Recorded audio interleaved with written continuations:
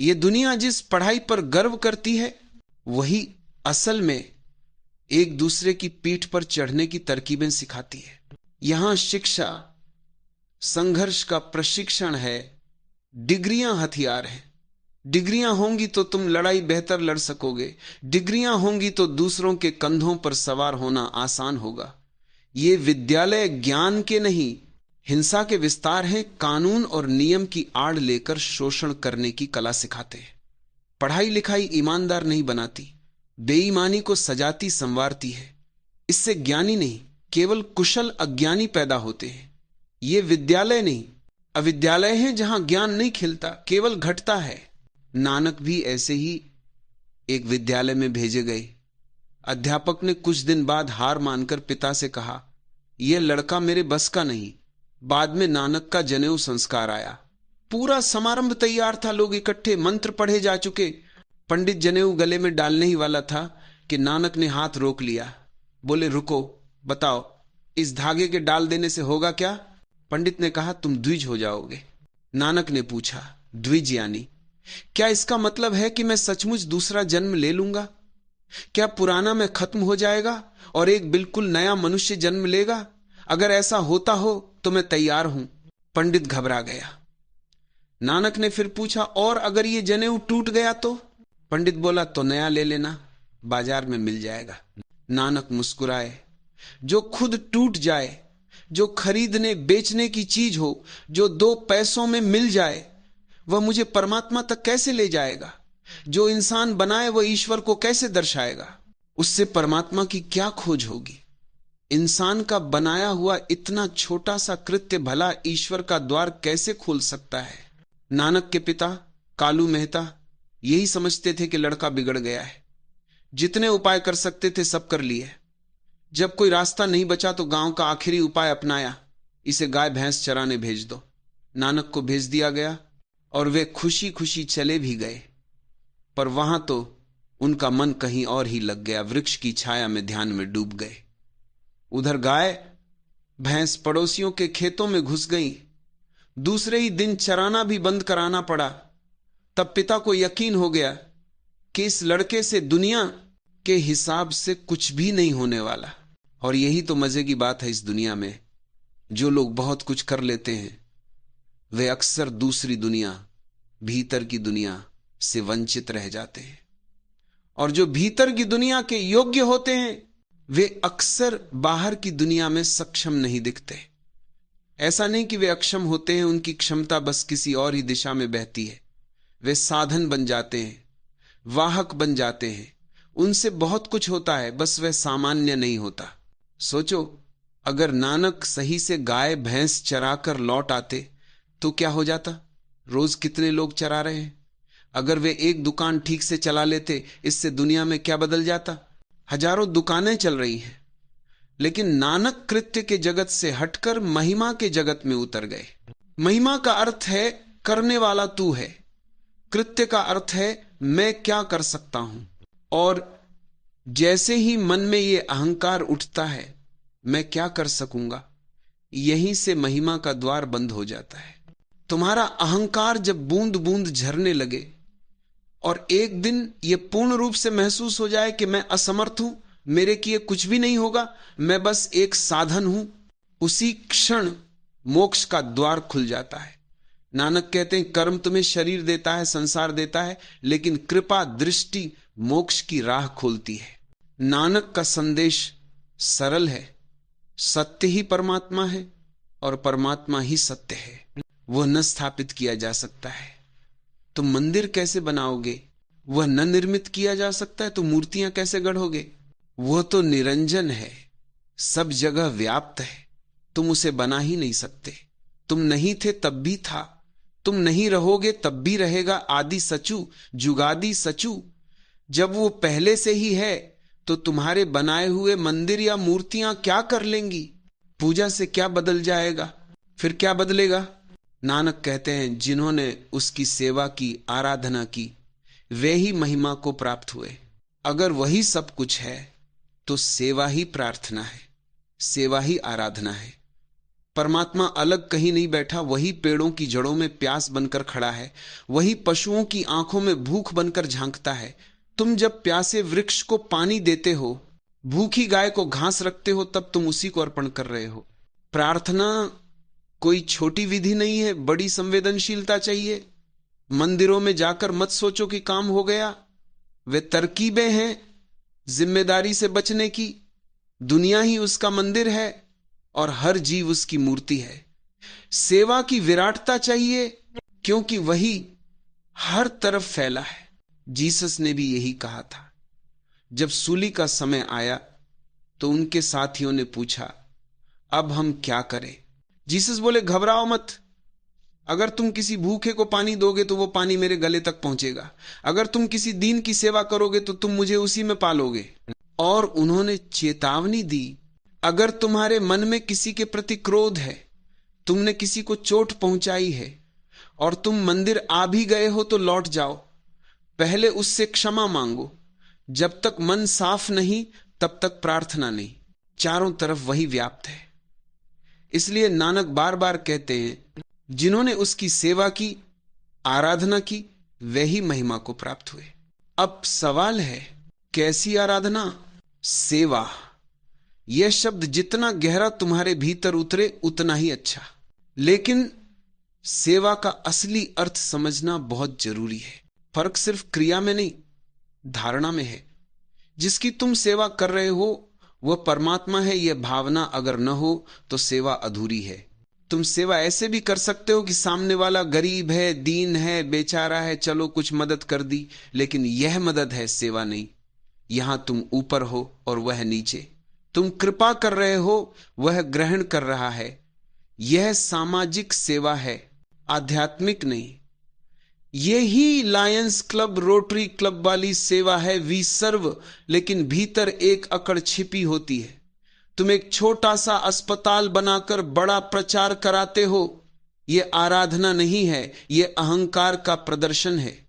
सामाजिक सेवा टुकड़े फेंकती है, आराधना अपने भीतर को पिघलाती है। सेवा तभी आराधना बनती है जब तुम जिसको सेवा दे रहे हो उसमें परमात्मा को पहचानते हो। वह साहब है, तुम दास हो। अनुग्रह उसका नहीं, तुम्हारा है कि उसने तुम्हें सेवा करने का अवसर दिया। तुमने किसी गरीब को रोटी दी तो धन्यवाद भी दो। ये अहंकार झुकाने की कला है। पुराने हिंदू धर्म में यही भाव गहरा था। जब तुम ब्राह्मण को भिक्षा देते, फिर दक्षिणा देते, दक्षिणा क्या है? उसका धन्यवाद कि उसने तुम्हारी सेवा स्वीकार की। अगर वह न ग्रहण करता तो तुम्हारी सेवा अधूरी रह जाती।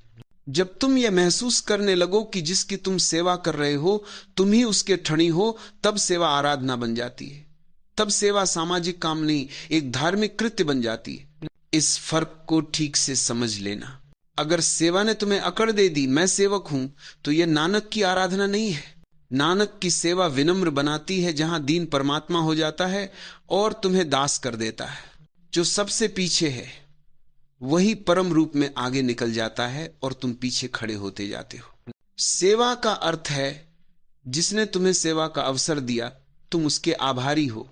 वह निरंजन आप ही सब कुछ है। थापिया न जाई कीता न होई, आपे आप निरंजन सोई। और नानक कहते हैं, जिन्होंने उसकी सेवा की उन्हें मान मिला, महिमा मिली। ये मान अहंकार नहीं है, ये उस रोशनी का प्रसाद है जो अहंकार मिटने के बाद उतरती है। जब तुम अहंकार छोड़ देते हो तभी भीतर प्रकाश फूटता है, घर का अंधेरा मिटता है, दिया जल उठता है। जिनी सेविया तिनी पाया मानो। और नानक कहते हैं कि उस गुणनिधान का भजन करो, उसका ही श्रवण करो, उसी का भाव मन में रखो। और ऐसा करते करते तुम दुखों से मुक्त होकर सुख को अपने घर ले जाओगे। पर यह तभी संभव है जब तुम्हारे हर कर्म में, हर क्षण में परमात्मा की उपस्थिति का भाव हो। जो भी करो उसे उसी को समर्पित कर दो। दुकान पर बैठो, ग्राहक आए तो ग्राहक मत देखो, उसमें उसे देखो और ग्राहक के साथ वैसे ही व्यवहार करो जैसे तुम परमात्मा के साथ करते। क्योंकि अगर 24 घंटे उस भाव में डूबना है तो यही एक उपाय है।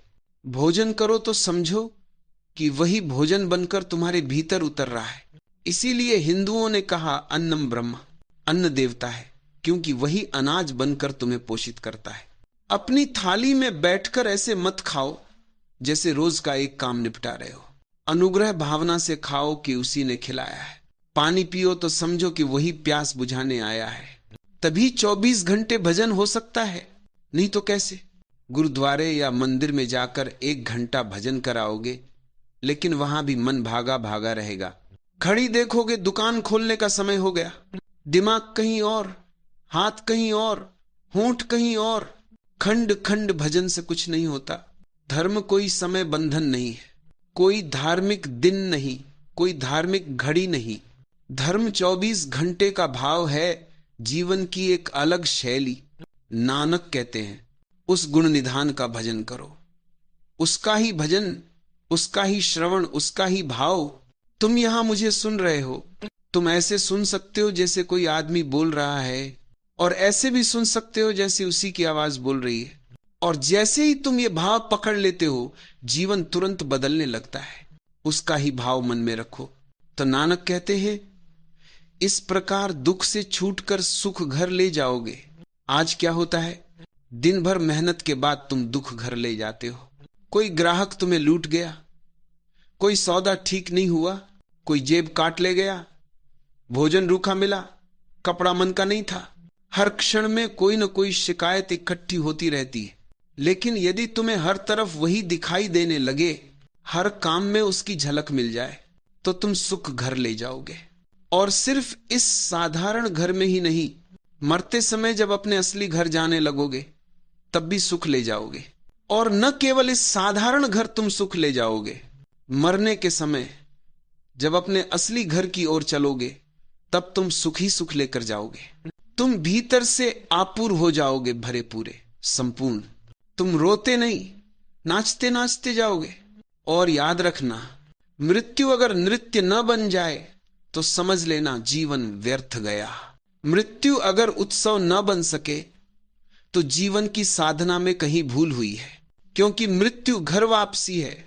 और अगर घर लौटते समय भी हृदय आनंद से नहीं भरता तो पूरे जीवन में तुमने केवल दुख इकट्ठा किए हैं, सुख नहीं। नानक कहते हैं नानक गाभिए गुणी निधानु, गांभिए सुनिए मणि राखिए भाव। दुख पर हरि सुख घर ले जाओ। दुख इसलिए है क्योंकि तुम परमात्मा को छोड़कर जिंदगी चला रहे हो, उसे तुमने किनारे रखा है। तुम अपनी समझ, अपनी होशियारी पर जरूरत से ज्यादा भरोसा कर रहे हो, इसलिए दुखी हो। दुख का और कोई कारण नहीं, और सुख का भी कोई और कारण नहीं। जिस दिन तुम अपनी अकड़, अपनी चतुराई छोड़ दोगे और उसे देखने लगोगे, उसमें जीने लगोगे, धीरे धीरे पूरी तरह उसमें जीने लगोगे, दुख मिट जाएगा। क्या जरूरत है कि पत्नी में सिर्फ पत्नी को देखो, क्यों ना उसमें परमात्मा को देखो। क्या जरूरत है कि बेटे को मेरा बेटा समझो, क्यों ना कहो ये परमात्मा का बेटा है। जैसे ही दृष्टि बदलती है, सुख उतरने लगता है। कल अगर तुम्हारा बेटा मर जाए तुम दुखी होगे, लेकिन इसलिए नहीं कि बेटा मर गया, बल्कि इसलिए कि तुम्हारी दृष्टि गलत थी। तुम कहते रहे मेरा बेटा। अगर तुम पहले से ही जानते कि ये परमात्मा का बेटा था तो तुम कहते जिस दिन उसकी मर्जी थी भेजा, जिस दिन उसकी मर्जी हुई बुला लिया, उसका हुक्म, उसकी इच्छा, और तुम हर हाल में राजी होते, क्योंकि हमारा कुछ है ही नहीं, सब कुछ उसी का है। फिर तुम क्यों रोगे, कैसे चिंतित होगे, कैसे जलोगे, कैसे संताप करोगे। वह दे तो तुम राजी, वो ले ले तो भी तुम राजी, क्योंकि उसके रास्ते अनूठे हैं। कभी वह तुम्हें देता है, देकर तुम्हें गढ़ता है, और कभी ले लेता है। और न केवल इस साधारण घर से तुम सुख लेकर जाओगे, बल्कि मरने के समय जब असली घर लौटोगे तब भी तुम सुख ही सुख साथ ले जाओगे।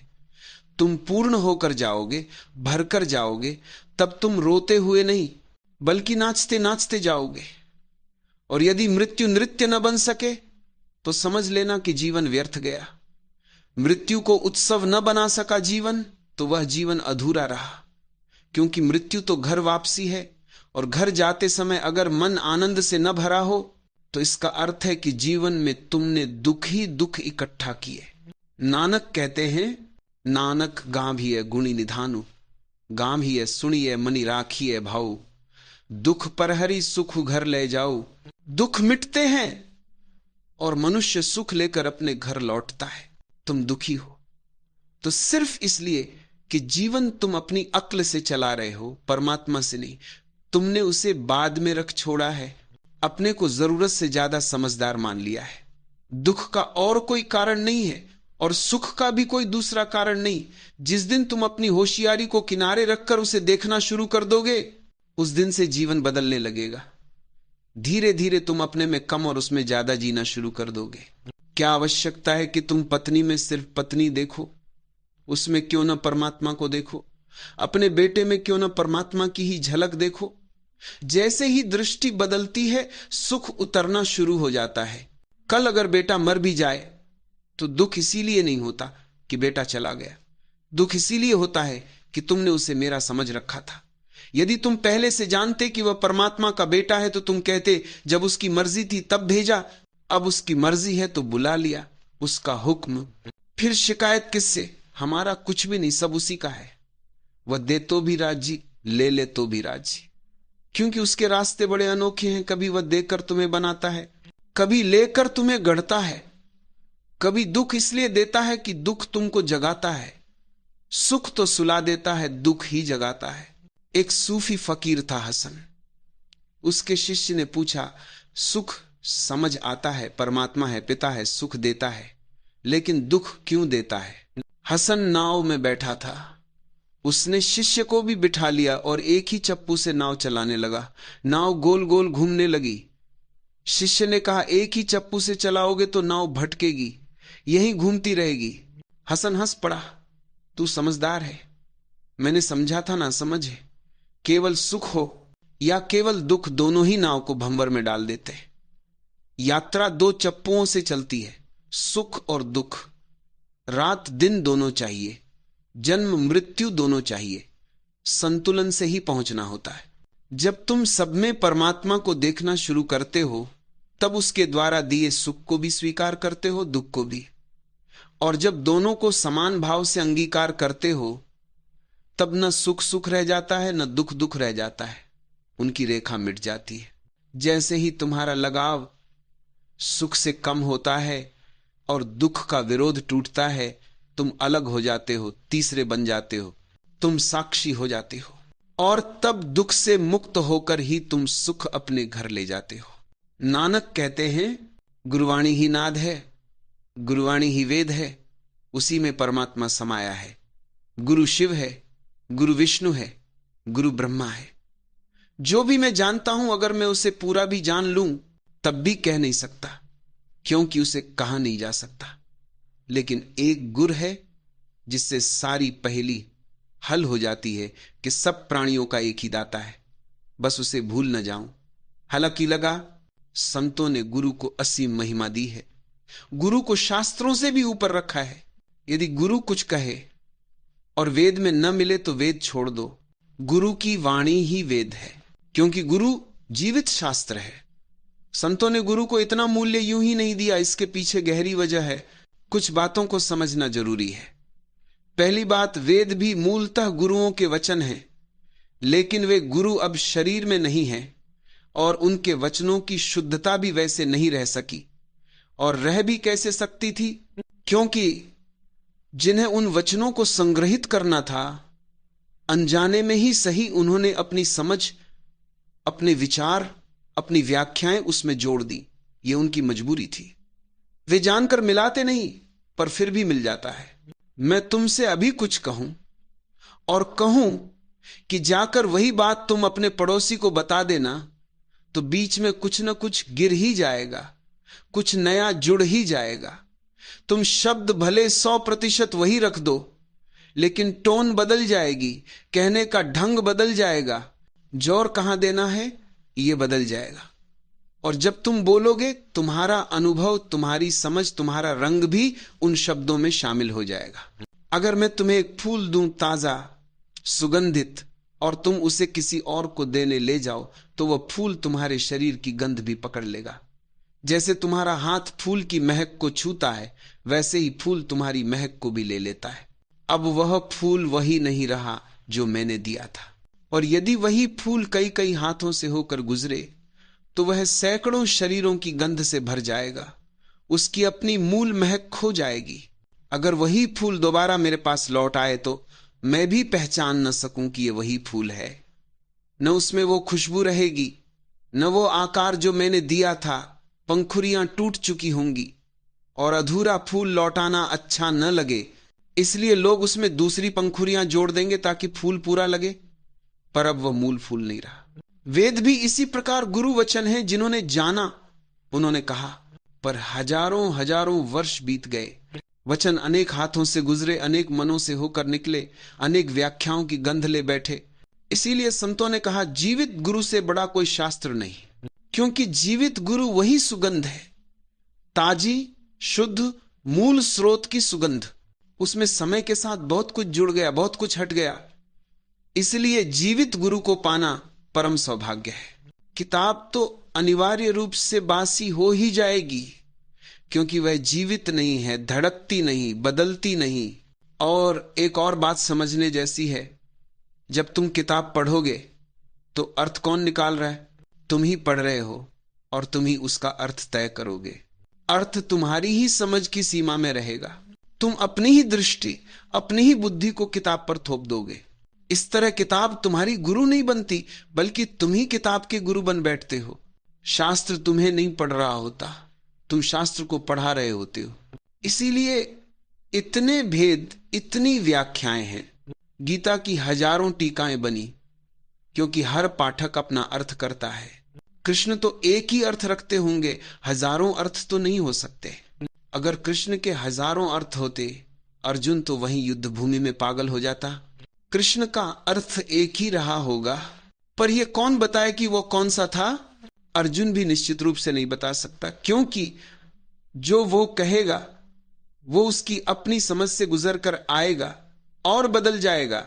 और पूरी गीता को लिखा किसने? संजय ने। संजय यानी एक तरह से उस समय का P.T.I या रॉयटर्स का संवाददाता। वह युद्ध से दूर बैठा है, किसी दिव्य टीवी जैसी दृष्टि से दृश्य देख रहा है और फिर वह कथा सुना रहा है। वह भी किसे सुना रहा है? अंधे धृतराष्ट्र को। सोचो, कृष्ण ने अर्जुन से कहा, अर्जुन की समझ से वो बदला, संजय ने उसे और बदला और आगे बताया। और वो भी उस व्यक्ति को बता रहा है जिसकी आंखें नहीं हैं, अंधे सुन रहे हैं, बहरे समझ रहे हैं। दूरी बढ़ती चली गई। इसलिए जीवित गुरु के शब्द ही सबसे प्रामाणिक हैं, क्योंकि वे ताजे हैं, सीधे हैं, बिना किसी हजारों हाथों और हजारों दिमागों की गंध लिए हुए। हजारों हजारों साल बीत गए। इन सदियों में अनगिनत व्याख्याकार आए, उन्होंने शास्त्रों की व्याख्या की, अपने अपने अर्थ जोड़ दी। एक एक शब्द के अनेक मायने हो गए। धीरे धीरे गीता में कोई मूल अर्थ बचा ही नहीं। जो तुम डालो वही अर्थ निकल आता है। और इस तरह तुम गीता को नहीं समझते, बल्कि गीता पर अपना ही मन, अपना ही विचार आरोपित कर देते हो। इसीलिए नानक, कबीर, दादू सभी संतों ने एक ही बात पर जोर दिया कि प्राचीन शास्त्र अब बासी और उधार की बातों से भर चुके हैं। इसलिए जीवित गुरु को खोजो, क्योंकि जीवित गुरु की वाणी ही सच्चा वेद है। उसके सामने बैठकर सुनोगे तो बदलाहट तो होगी, पर बहुत कम से कम अर्थ उसकी प्रत्यक्ष उपस्थिति से सही दिशा में बहेंगे। गुरुवाणी ही नाद है, गुरुवाणी ही वेद है। परमात्मा गुरुवाणी में ही समाया है। गुरु शिव है, गुरु विष्णु है, गुरु ब्रह्मा है, वही पार्वती है। गुरुमुखी नादम गुरुमुखी वेदम, गुरुमुखी रहिया समाई। गुरु ईसरु गुरु गोरखु बर्मा, गुरु पार्वती माई।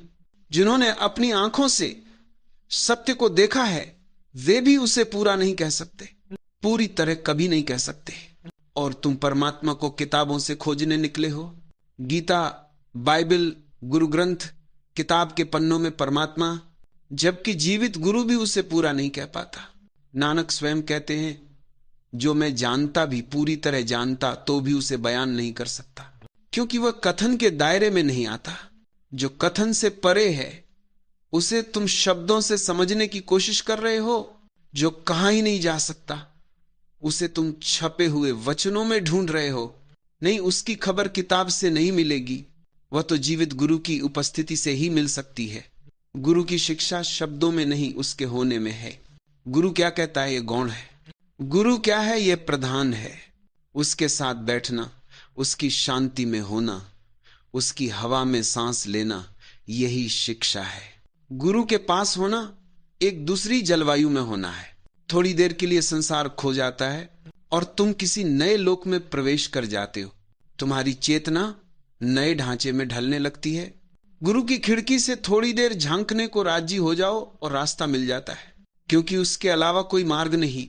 नानक कहते हैं, जो मैं जानता भी तो भी उसे कह नहीं सकता, क्योंकि वो कथन के बस का नहीं।